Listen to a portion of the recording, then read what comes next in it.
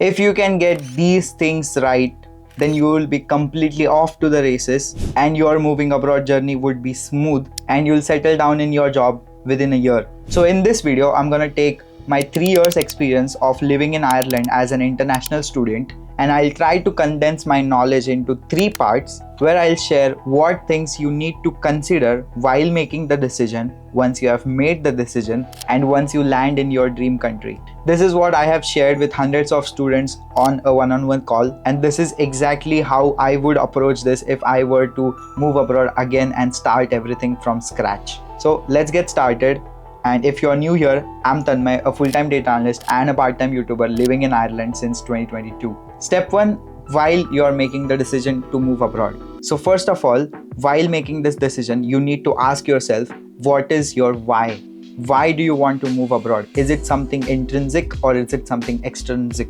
What I mean by that is, are you attracted to the fancy, lavish lifestyle that your friend who has already moved abroad last year is showcasing on Instagram? Or is it something that you have been planning since growing up, that yes, I am a computer science developer and I want to be in Bay Area learning from developers all across the globe and making something really cool? If that is something which is driving you, then okay, you are on the right track. Then once you have your clear why, then you can plan out things like which country you should choose. And now while choosing the country, there are a few things which you need to consider.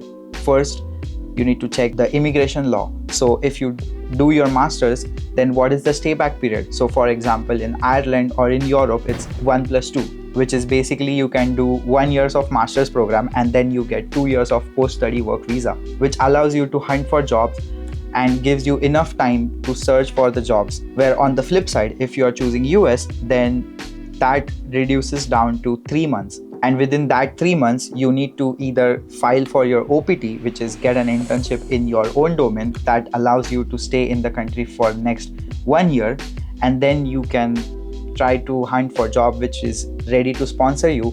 And then again, it's a luck game. Once you get the company to sponsor you, then you have to apply for the lucky draw, and once you get your name in the lucky draw, then you get the H1B visa. I might be wrong here, but do your own research. That's the whole point. Lay out all the different countries and then see what is the post-study work visa situation. Because let's be honest, getting a job would be difficult as an international student considering all the visa liabilities that we hold. Now, once that's out of the picture, you have finalized your country, you are okay with the post-study work visa situation, then the main thing which you need to focus on is the work situation. How difficult it is to get a job after graduation, and the course which you will be choosing, is there a demand? Will there be a demand in next 5-6 years down the line, even 10 years down the line? Because by the time you will graduate, it usually would take you 1.5 years, and then the market still should be there to hire you. There still should be a demand to hire you. Now, once you have the country, you have the course, then you need to figure out what are the modules offered by different universities. Once you know the modules, then go deep down and study each module and see which one attracts you more. And once you have finalized that, so for example, when I was doing my research, I was confused between data analytics, business analytics, and data science. On the back of my mind, I didn't want to go in for a very technical domain, so I didn't choose data science because it had a lot of math, it had a lot of statistics, it had a lot of coding involved. Hence I chose business analytics. I would have also gone for data analytics, but the modules again were very technical in data analytics, and hence I chose business analytics. Now, the modules which I was handling was business case study, consulting. We also had few technical subjects, which was really a plus point, and hence I went with business analytics. So while you are choosing your course, make sure you read all the modules, make sure you go through them, and then decide, okay, this is something which I'm interested in and this is my first priority, and hence I'll choose it. Once you have that, then start looking for scholarships, because there are a lot of scholarships offered by Indian government, offered by the university itself, offered by the dream location, the dream country. Like Irish government also offers few scholarships, even the university offers few scholarships. Now the trick here is, In Ireland, I have heard the universities at max do partial scholarships, which is basically they'll do either 50% scholarship or they'll give you a 5,000 euros waiver or 10,000 euros waiver. If you are in UK, then it would be pounds. So do your own research, and if you are applying for something from the Indian government, then there are list of universities. Only if you get admitted to those universities, then you are eligible for getting that scholarship, which usually is 100% scholarship. So like you might have to pay the tuition fee first, but then the government will reimburse that amount into your bank account or to the university's bank account. So now you have done that research. One more point which I would like to highlight is, so when I was coming here, I was in two minds, like, should I move abroad, should I stay here? Because I mean, everyone was saying, hey, you're running a good freelancing gig, so why not stay here, earn more, and you're still at a better position. So I was like, okay, let me map out this thing. So what I did was I mapped out what will happen if I stay here and what will happen if I move abroad. What will be the struggles I need to face and what will be the struggles if I am staying here. So I mapped out all the regrets, all the fears, everything. And that's when I decided, okay, I would be better off regretting why I came here rather than regretting the other, which is why didn't I move in the first place. So that's my perspective, and that was my thought process of coming here. Now, once you have made your decision that you are moving abroad, you are choosing the country which you are choosing, you have chosen the course, you have read all the modules, everything is fine, job market looks okay, post-study work visa looks okay, then we come to the step 2, which is once you have made the decision, what are the things which you need to be okay with or make peace with. So first is weather conditions, local day-to-day expenses, monthly expenses, because when I was planning to move to Ireland, I did every research possible, which I told in the first step. I did everything, market research, everything. But one thing I forgot to research about was the weather condition and the accommodation crisis. I had no idea that there was this ongoing accommodation crisis, and getting an accommodation in Ireland would be difficult as well as very expensive, that I would have to share a single tiny room and entire house with other 4 or 5 people and the washroom with other 4 or 5 people, which was a shock for me. And that was done after applying my visa and everything, and I was like, shit, I should have done this before. So make sure you are researching the day-to-day things. So one way you can do that is by going to the university website, finding out your course, and there would be 100%, I'm 100% sure there would be a list of alumni who have already done that course and have graduated from the university. Search them on LinkedIn, drop them a text, hey, I'm coming for September 2025 intake and I would really appreciate your opinion about what I need to be packing, what are the weather conditions, what is your day-to-day expense look like, and when you were an university student, then what was your monthly expense looked like. So you can ask those questions and you'll get a basic understanding about the thing. So I hate rain, and I came to a country or to a county where it rains 365 days. Luckily today it's sunny, but I had no clue about it, and it was such a shocker for me, and I was like, oh my god. But now I have made peace with it, and hence I said in starting this step 2, which is basically make yourself well versed with the situation so that it doesn't come to you as a shock, and you are already having enough time to make peace with the fact, okay, it will rain every single day, okay, there is an ongoing accommodation crisis, okay, I might have to share my room or my house with other few people, which is completely fine. You have time to make peace with it. And also with the monthly expenses, then you can expect, okay, if these are the roughly monthly expenses. So what I did was I contacted one of my senior who was from Mexico and came here in Ireland. I texted him, hey, even I'm from Mexico, I'm planning to move to Ireland, University of Galway. So can you walk me through what is the procedure? What are the monthly expenses? And then he told me like, yeah, 500-600 would be rent, 20 euros would be Wi-Fi, electricity would be somewhere 35-45 euros, everything around that. And I was like, okay, yeah, that sounds fair enough. So I could, get an estimate of my monthly expenses, which was roughly around 1,000-1,100 euros. And then I was able to plan, okay, to maintain that, what I need is, I need a part-time which gives me hours so that, I can suffice those expenses. So for example, here in Ireland, there's a system called base pay.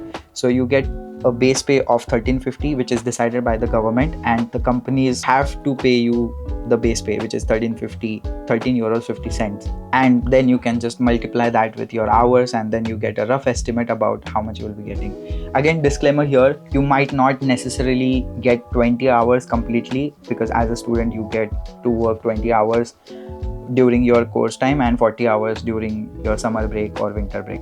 But it might not be the case that you get complete hours. It might be the case where you get 15 hours or 16 hours some weeks, and some weeks you get complete 20 hours.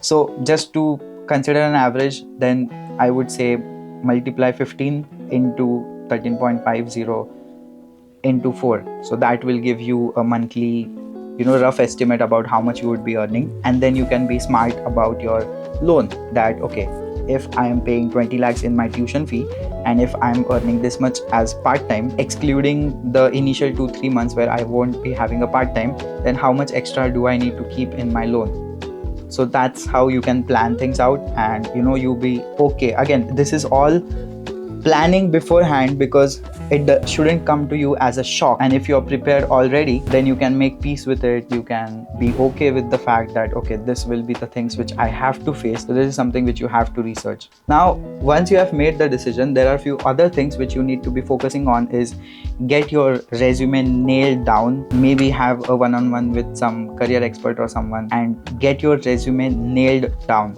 because you don't want to be coming here and then looking into your resume and stuff, because while in the application process, while in the visa process, you have enough time to focus on your resume, to work on your skills. So I would highly recommend work on your resume, work on the skills which you would be using. So for example, if you have taken a course like business analytics, I would work on SQL, Python, make some project here and there in a particular domain like healthcare or finance or something like that.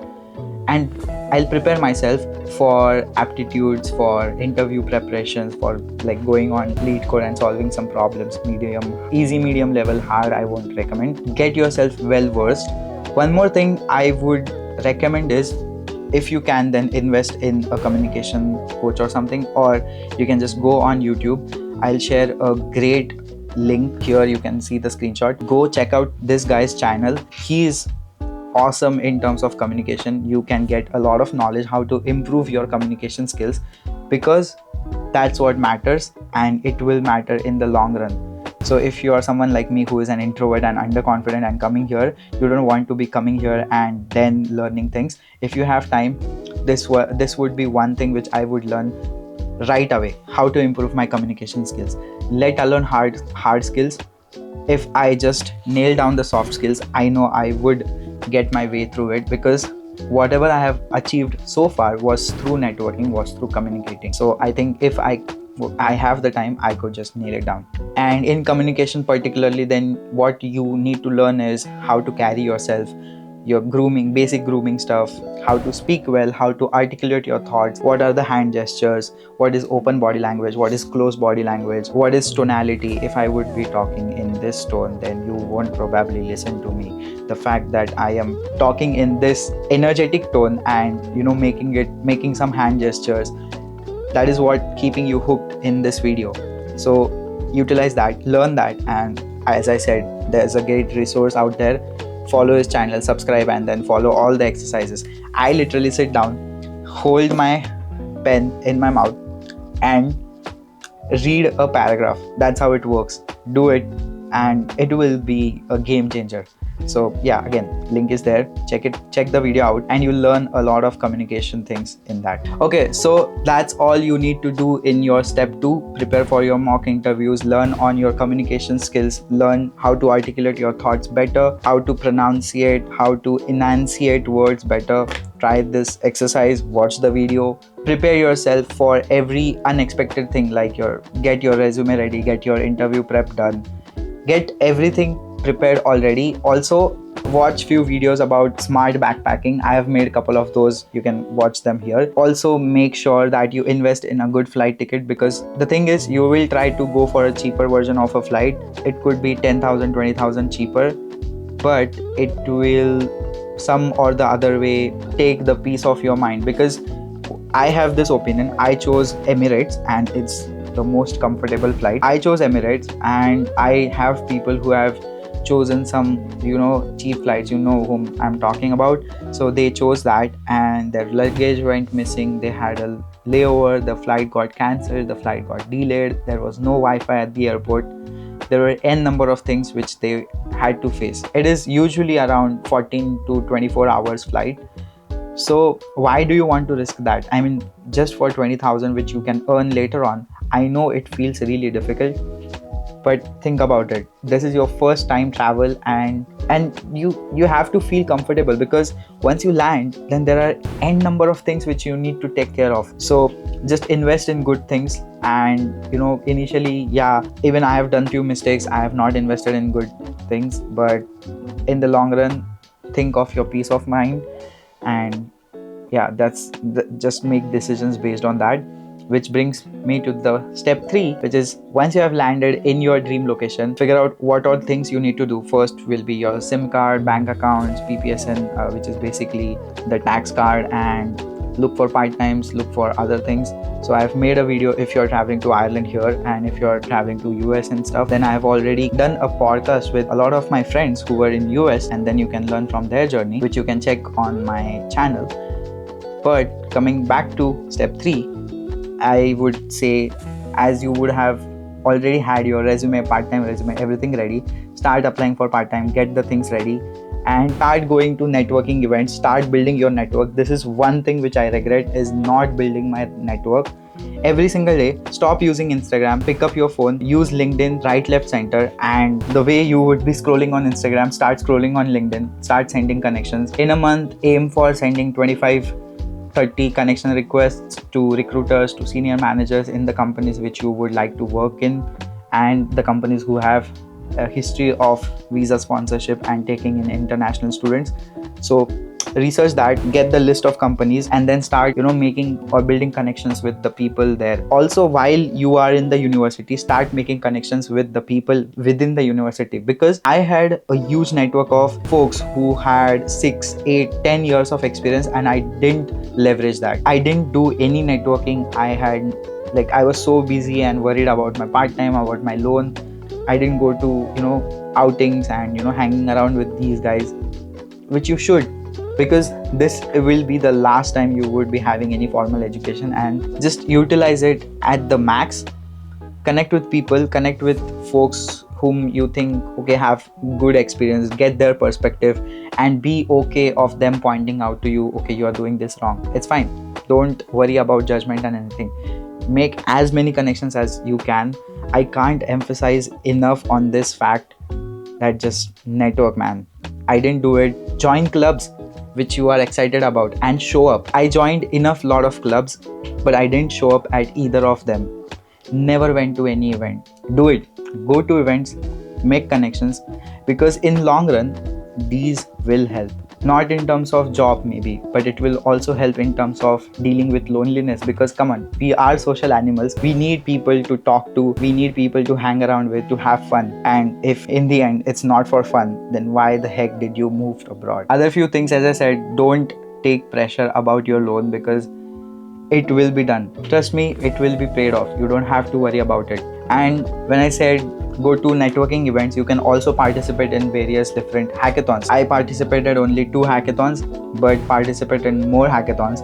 I remember during that time and period, when I was there in the hackathon, there were a batch of students who were doing PhD and few were already working, but they came there for hackathon. I missed the chance to connect with them, send them LinkedIn request, and then have a chat with them, or then later on follow up with them saying, hey, we met at this particular hackathon. Would you mind going on a coffee chat or something?